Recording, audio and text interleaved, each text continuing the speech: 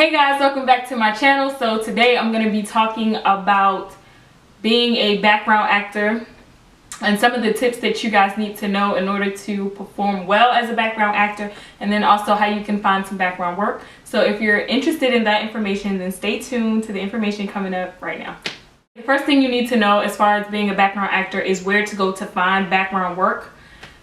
The best way that I've been able to find background work is through social media. So use your social media account for more than just pictures, because there are so many different actors forum. I'm a part of quite a few of them on Facebook. So there's Actors First, there's Virginia Filmmakers and Actors, there's the VA Acting Forum, there's all kinds of stuff. So if you're in the DMV area, you can just type in maybe Maryland Film, maybe Maryland auditions or something like that, and you'll find a list of things you can just sign up for. So the way I got a background role on House of Cards is I was just Googling, researching or whatever the show, and Bill Marinara popped up. And so I looked up his information on Facebook, and he actually had a page devoted to the background casting calls for that show. So do your research, find out who's doing background casting, whatever, for whatever show that's filming in your area or whatever show you would love to be a part of, and just get that information. Make sure you click on notifications so that whenever they put out a casting call or something like that, you don't miss it and you get, you know, a direct message or email or whatever you call it to find out that they have work for you. Number two is you really want to know the lingo. So when you go on set, they're going to mention stuff like holding, vouchers, NDA, AD, all of that kind of stuff. You want to know what they're talking about, so make sure you take out the time to do a little bit of research and find out what that vocabulary is. I'm going to leave all of the words down in the description bar below, so you can just check that out if you like, or you could further research that on your own. But you will need to know what they're talking about when they say things like camera rolling, when they yell out background, what you're expected to do, and all of that stuff. Number three is you want to make sure it doesn't conflict with your other goals. So if this is a show that you know you want to be a part of and you really feel confident that you could get a principal role on the show, then I really would shy away from being a background work. I know it's quick, it's easy, almost seems like, but I would rather, you know, take the time and continue to work with my agent to see if I could get the role that I'm aspiring for. Because once you're background and you got that FaceTime, they're not going to want to call you in for a different role because of the continuity on the show. They're going to be like, okay, wasn't she an inmate last season, and how is she a lawyer or a judge now? So you don't want to do that if it's a show that you see yourself wanting to be on in the future and work on a larger scale. So make sure it doesn't conflict with your other goals. Number four is you just want to prepare. So understand the type of role you've been hired to do.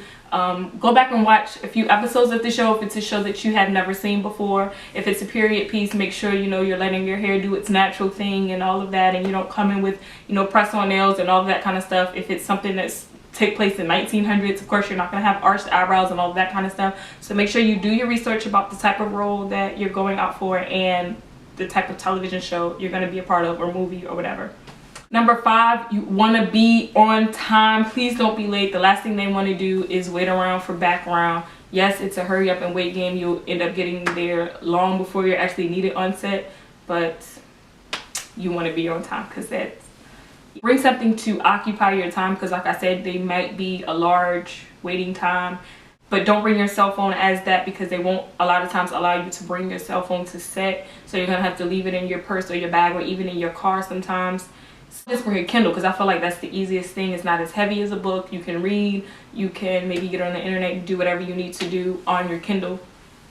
You want to be flexible, so you're pretty much going to be there all day. Sometimes there are short days, 4, 5, 6 hours, and then sometimes there are really long days, 12, 14 hours. I know I was on set for like 16 hours one time, but it wasn't bad at all. They kept us really comfortable. They did feed us lunch and dinner since the day was so long, and they let us go inside when it got too hot or when people got too pushy or anything like that. They took really good care of us.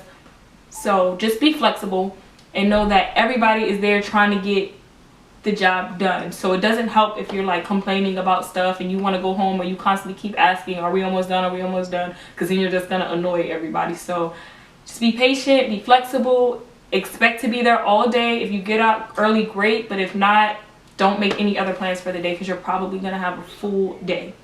Next is you want to be professional. I've seen a lot of times when I've gone to set and people were just having outrageous conversations and I looked up and the director was just staring at them and the ADs, and they were just, it was just too much. It was a whole lot. So just make sure you're professional. Make sure you keep the conversation at a minimum. You can talk to people, but really having full out dialogue with people, I would wait until lunch and all of that. I wouldn't bring up topics that are very debatable that people are passionate about. So I wouldn't start talking about Donald Trump and politics and all of that. But just keep it really basic. You know, you can shoot the breeze with people, but don't agitate anybody. Don't, you know, be loud or obnoxious. You really want to be professional, because you never know who's watching. You never know who's looking. The production assistants and all of those people, they dress just like you. They dress like all the other backgrounds, so you don't know who's who, and you don't know who's watching, and you never know, they could be, you know, scouting for a featured extra or anything like that. So you always want to put your best face forward. Make sure you're being professional at all times. And is when you are hired for background, you become a top secret agent. You're going to sign what is known as an NDA, a non-disclosure agreement. So you cannot take pictures, you cannot talk about where you were, you cannot tell people where you filmed, you cannot tell people what show you filmed for until after the air date.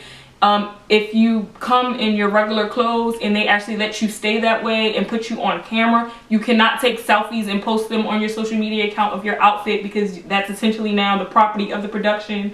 It's all kind of stuff you cannot do, and you will sign a form saying that you won't do these things. And so many people have gotten sent home and fired for not listening and like wanting to take pictures, and it's just not that serious, you guys. So make sure you follow the rules of the non-disclosure agreement. Do not take pictures, do not post information about what you're doing. It's top secrets until they tell you you can release the information. So remember that.